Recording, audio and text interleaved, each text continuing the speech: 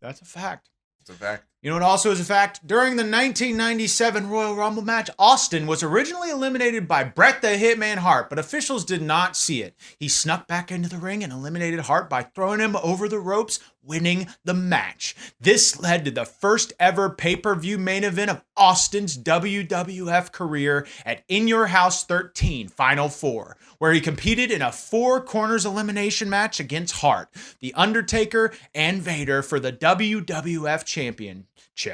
Austin was eliminated early from the match after injuring his knee. Hart would win the match and the championship.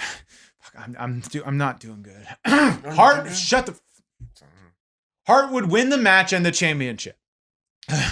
Hart lost the championship the next night on Raw to Psycho Sid due to Austin's interference, continuing their feud. And at WrestleMania 13, Hart defeated Austin in a highly acclaimed submission match with Ken Shamrock as a special referee. And during the match, Austin had been he got cut open and was bleeding profusely from his face. But he refused to tap out when Hart locked in his infamous sharpshooter and finally passed out from the blood loss, losing the match. But it doesn't end there, because after the match, Hart continued to hold the sharpshooter on Austin, who despite his wounds refused any assistance back to the locker room, thus turning Hart heel and Austin babyface in a rare double turn. Okay, now from this match, Gary, it produced one of the most iconic images in WWE history. I mean, compared to what we've done in Backyard Wrestling Entertainment, it's fucking child's play, obviously. But I remember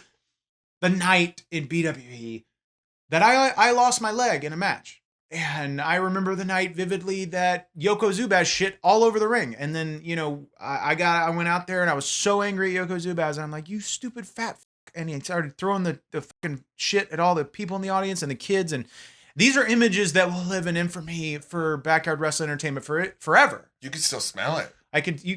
Some people say when the wind hits the backyard, right, you can still get a faint scent of Yokozuna's shit, and that's a smell that you'll never forget. He's got a bad diet. Clearly, he's gonna die.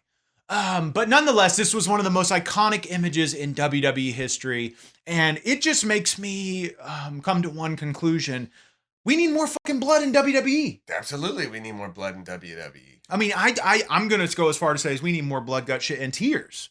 We need more body fluids, period. If it's wet and it's inside the body, we need it outside the body and on camera. On camera and on television. And, I think it would make wrestling better. I think it would prepare children better for this fucking world. And I'd say, when we declare today, as a king, you can declare this, that WWE needs more bodily fluids. Oh, yeah. Get it all out. The blood, the piss, the shit, the cum, the butt juice, all of it. You can find all that more at a very special place because this is a perfect segue to our sponsor, Gary the King Baller's Pawn Shop. Ladies and gentlemen, it's Christmas is coming up, and it's a perfect time of year to start getting your Christmas presents. And there is one place that you should go to, and that is Gary the King Baller's Pawn Shop. And funny, we have Gary the King Baller here with us. So Gary the King Baller, what are some things we can find this week at Gary the King Baller's Pawn Shop? Oh, Gary the King Baller's Pawn Shop, we got everything. We got tables, we got chairs, we got floors, we got doors, we got Kellogg's products, we got Pokemon cards, no rares yet, but we're working on plenty of commons and uncommons. You want a dog cage? I got one of those. I can't get it off my hands, but if you got a dog and you can't keep track of it, put it in the cage. Come to my place. I got it. I'll give you a good deal on it. I'll give you a good deal. I got table mats. They don't match. Shit. I got tables. Like I mentioned, we could get some tables in here. I could give you a good deal on a table. It's not as bendy as this shit. Gary the King Baller's Pawn Shop on Highway 27 and Mitchell Road. Bring cash, because I am not technically a legal business. How long have you had that dog cage? Well, it's been a couple of years, hasn't it? I had my dog for 13 years, and got out. Died in the cage. Died in the cage. There's a bit of remnant still. You haven't fully cleaned the cage, and that might no, help. I'm not going to tell you how to run your business, but I know how to run a business. Maybe clean the cage completely. It's whoever buys it, it's their thing. It's I give them the hair and shit discount. There's always a hair and shit discount at Gary the King Baller's Pawn Shop.